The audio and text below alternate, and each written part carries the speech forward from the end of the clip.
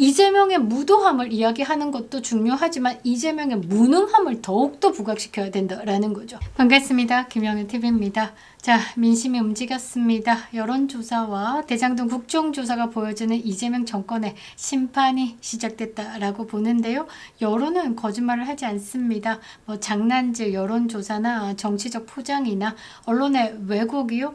아무리 난무해도 추세라는 게 있지 않습니까? 민심의 방향은 정확하게 드러난다라는 겁니다. 자, 최근에 펜앤드 마이크가요, 2개 여론조사를 돌렸는데요. 그 변화의 흐름을 아주 선명하게 보여주고 있습니다. 자, 첫 번째로는요, 이재명 지지층의 급격한 이탈을 보여줍니다. 두 번째는요, 국민의힘의 지지율이 오르고 있습니다. 세 번째는요, 민주당이 가장 두려워야 할 신호, 그러니까 대장동에 대한 항소포기, 김현지, 내란몰이 등 이 이재명 정권의 썩은 지점들을 모두 다시 표면 위로 올리고 있다라는 사실입니다. 자, 대장동 국정조사가 필요하다, 그렇게 생각하느냐라는 물음에 필요하다가 55.9%입니다. 그리고 이재명이가 이 검찰, 감찰 지시에 대해서 어떻게 생각하느냐라고 물은 결과 이것은 재판 개입이다라고 판단한 국민이 48.5%였다라는 겁니다. 특히 이 두 조사에서요, 공통적으로 드러난 게 뭐냐, 민주당 심판론이 확산되고 있다라는 겁니다. 단순한 정권의 피로감이 아니라 도덕성 붕괴, 그리고 법치 파괴, 국가 시스템에 대한 무력화에 대해서 국민들이 응답을 하고 있다라는 거죠. 바로 이 흐름 속에서요, 국민의힘이 전격적으로 대장동 항소 포기 국정조사 요구했습니다. 국회 전면전을 선언했는데요. 대장동의 몸통 항소를 왜 포기했는가, 누가 지시를 했는가 덮고 덮인 이 사건에 대해서 다시 뚜껑을 열기 시작했습니다. 자, 여기에 대해서 이재명의 최근 발언은요, 사실상 이걸 뭐라고 해야 되나, 국민을 우롱하고 기만하는 막장 정치의 끝판대장이지 않을까라고 생각을 하는데요. 무죄 추정의 원칙도 잊은 채 윤석열 대통령을 내란범이다라고 확정적으로 이야기를 하고 있습니다. 기만적 정치 선동이죠. 자, 국정조사가 본격적으로 진행된다라고 하면 이재명은요, 스스로 던진 말에 가장 먼저 발목을 잡히게 되는 겁니다.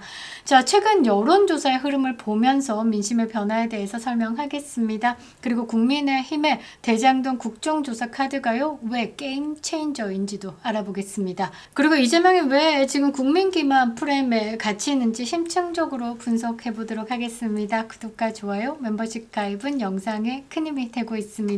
김영윤TV는요, 구독자몰 운영하고 있습니다. 구독자님들께서 추천해주신 업체, 그리고 농가와 여러분들과 직거래로 장터를 운영하고 있다라고 생각해 주시면 좋을 것 같습니다. 제가 직접 먹어보고 선택한 애국 기업들이 중간 유통의 거품을 걷고요, 직접 배송해 드립니다. 많은 이용 부탁드리도록 하겠습니다. 그리고 멤버십 가입도 너무 감사드리겠습니다. 감사합니다.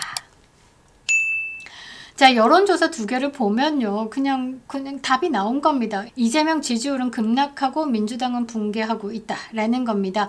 자, 펜앤드 마이크의 이 두 여론조사는요, 모두 한 방향을 가리키는데요. 민주당의 폭락, 그리고 이재명에 대한 국민적 피로감 폭발이다라는 거죠.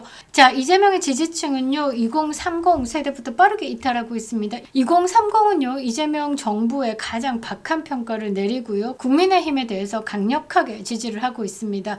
저는 압도적인 지지다라고 말씀드리고 싶은데요, 민주당의 2배 이상 차이가 난다라는 거죠. 자, 중도층은요, 민주당을 더 이상 믿지 않습니다. 정권 비판의 강도는요, 피로함 수준이 아니라 혐오, 그리고 불신, 불쾌감의 단계까지 상승한 것으로 보이는데요. 자, 여론조사에서 가장 중요한 것은 숫자가 아니라 방향입니다. 그러니까 방향이 바뀌면 민심 전체가 움직이기 시작한다라는 거죠.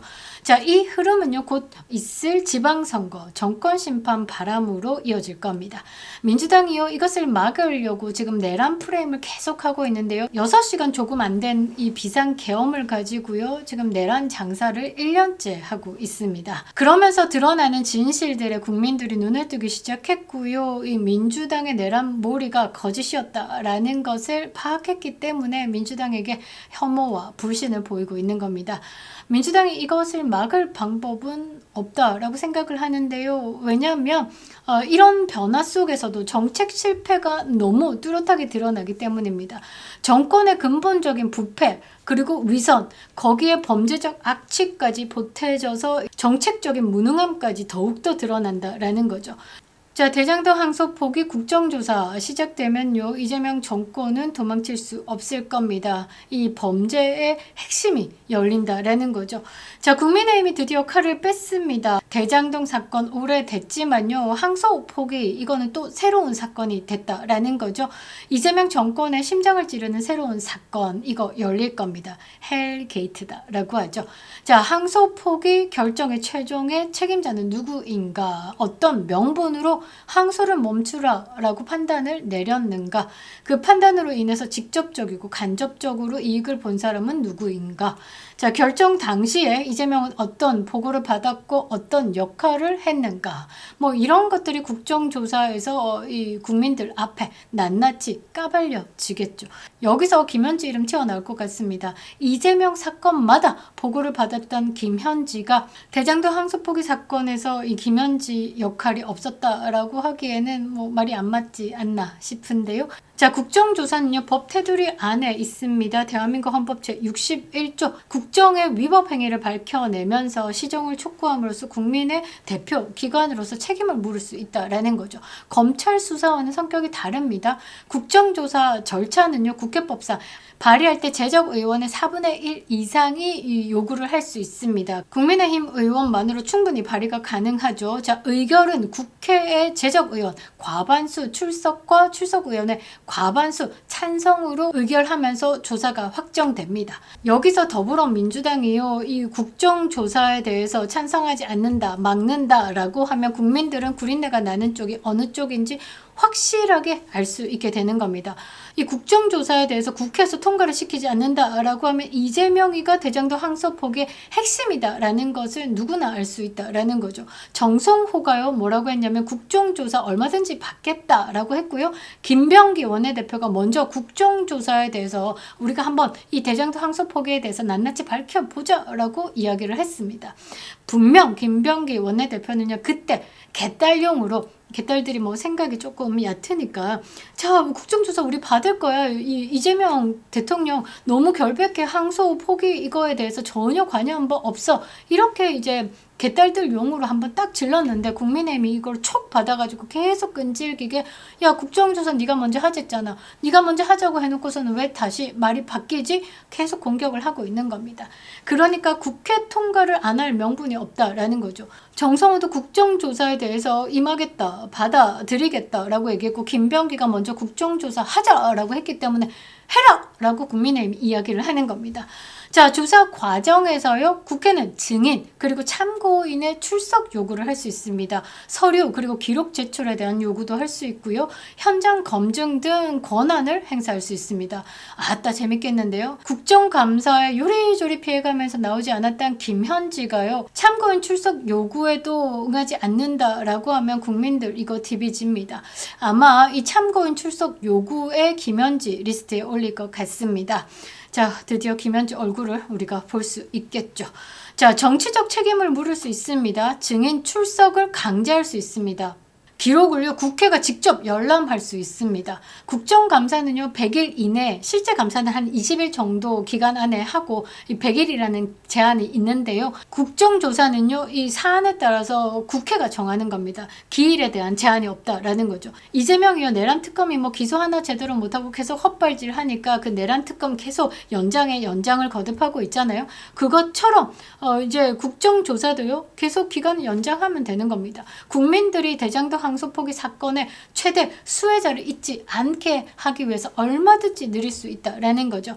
자, 특히 이재명 정권은 항소포기에 대해서 단 한 번도 논리적 해명을 내놓지 않았습니다. 덮고 회피하고 말 돌리고 프레임만 뒤집어 씌우고 애지중지 현지가 스르륵 사라지듯, 그렇게 이재명은 대장동 항소포기를 국민들에게 잊혀지게 하기 위해서 G20 7박 10일 콧바람 쐬고 왔습니다.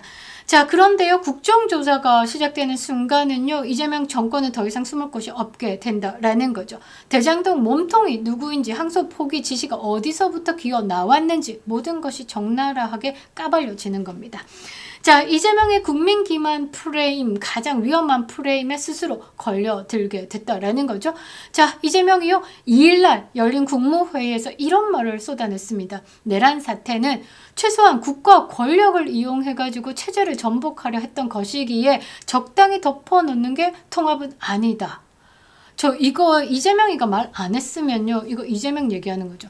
자, 이재명의 내란 사태는 최소한 국가 권력, 어떤 권력? 입법부를 장악한 권력을 이용해가지고 대한민국의 자유민주주의 체제를 전복하기 위해서 했던 거기 때문에 적당히 덮어놓는 거 아니다. 내란법 제대로 색출해야 된다.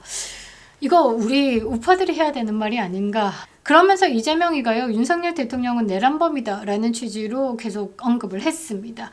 그런데 국민들은 묻는 거죠. 그럼 니는 대장동 항소 포기 안 했어? 라고 묻는 겁니다. 자, 이재명은요, 모든 정치적 위기를요, 지금까지 남 탓으로 던졌습니다.